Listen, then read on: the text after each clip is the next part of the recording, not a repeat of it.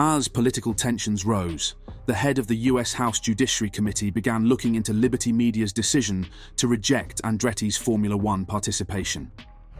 Just days after Mario Andretti spoke on Capitol Hill, Republican Jim Jordan has written to F1's owners requesting explanations for the decision-making process that has obstructed Andretti's ambitions. American television and radio network NBC revealed a letter it had got from Jordan stating a request for papers and information connected to F1's call on denying Andretti a seat on the grid. In the letter, which has been delivered to Liberty CEO Greg Maffei and F1 CEO Stefano Domenicali, Jordan says he wants answers to assure that no illegal anti-competitive activity took place. The Committee on the Judiciary is responsible for examining the sufficiency of federal competition laws to protect against monopolies and other unfair restraints on trade, he wrote. Sports leagues like Formula One operate in a notable area of antitrust law in which some degree of collusion is necessary for the creation of the product. However, when a sports league deviates from its rules and practices in a manner that reduces competition and depresses consumer interest in the product, the collusion may amount to anti-competitive conduct.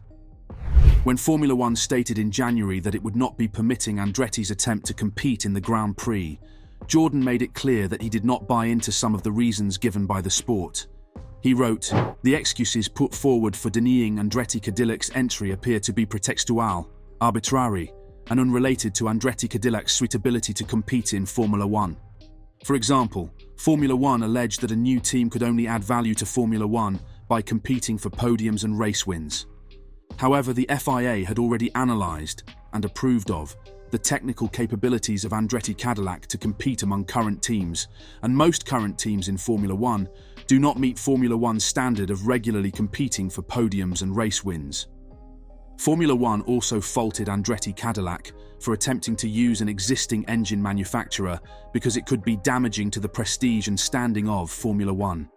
At the same time, however, Formula One stated that if Andretti Cadillac used a new engine manufactured by General Motors in the team's first year, a new engine would create a challenge for the new team. Formula One cannot have it both ways. The truth, as FIA President Mohammed Ben Sulayem explained, is that the rejection of Andretti Cadillac is all about money. Additionally, the committee received the impression that the claims made regarding the potential harm to existing clubs' interests from an 11th team may have suggested anti-competitive actions. The letter added, "Weak teams want to be protected from competition to the detriment of consumers, and an additional team would compete for prize money and sponsorships.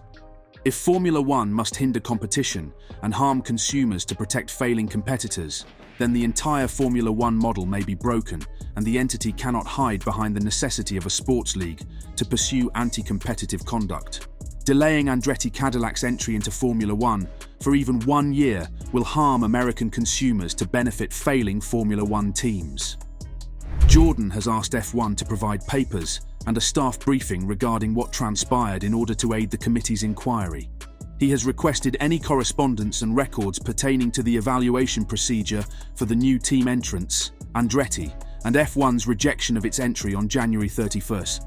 Also, he wants all the records and correspondence between Formula One and the present 10 teams about the new team's applications, as well as any correspondence concerning the new team's applications or the anti-dilution payments outlined in the Concord Agreement. He has requested a briefing to be provided promptly, with a deadline of May 21st.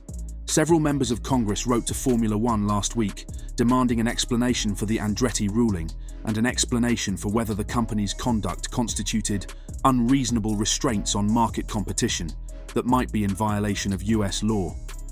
Speaking during a press conference outside the US Capitol last week, Mario Andretti said, "We've done everything that's been asked of us.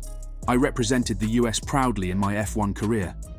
My proudest moments were standing on top of the podium with the American national anthem playing. Last month we got news about a possible F2 or F3 Andretti team. A good move for the sport if you ask me, since none of this series got any American team.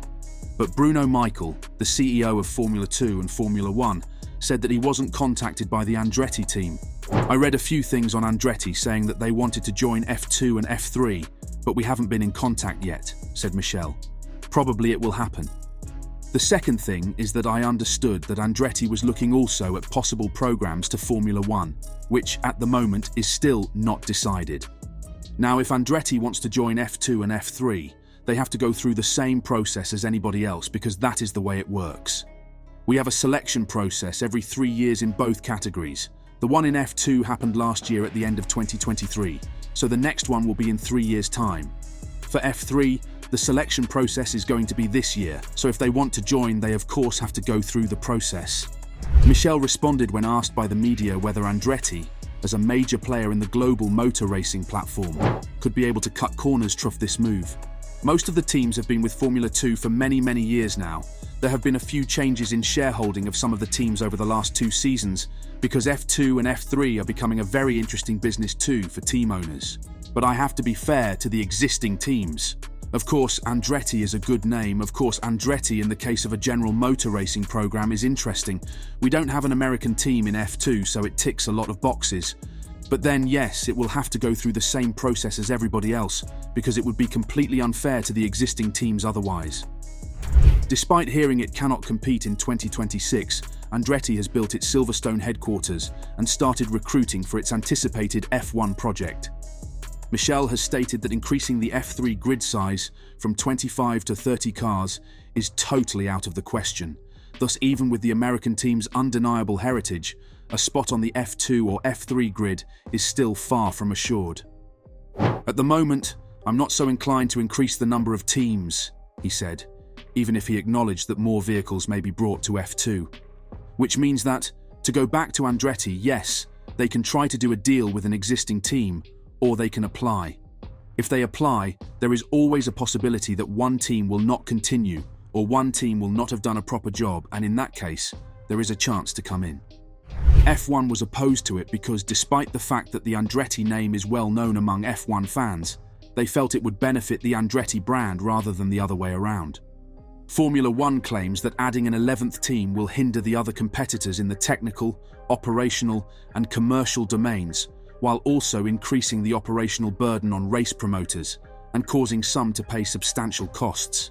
According to Formula One, there was no discernible positive effect on Liberty Media's bottom line, which is an important indicator of the championship's monetary value.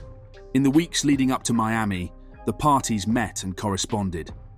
F1 may have sent a letter to Andretti in December asking him to an in-person meeting at their offices to submit his application months earlier. Andretti, however, turned down F1's offer, saying that he had accidentally put the invitation in his rubbish folder and so was unaware of it. Meetings in person have finally started, but so yet, not much has changed. It is believed that Andretti has confirmed that their proposal is solely focused on 2026, even though they first made a lot of noise about 2025, which was one of the reasons F1 rejected it. Nonetheless, 2026 is the year that Andretti insists on joining. Before releasing the GM Works engine in 2028, it considers participation in 2026 and 2027 to be a crucial milestone. Since F1's stance has not altered significantly, the impasse continues. The political interference in the US may have been influenced by the now pointless discussion. What do you think? Do you want Andretti in Formula One? Or do you think that we are just fine with the teams we have now? Let us know in the comments down below.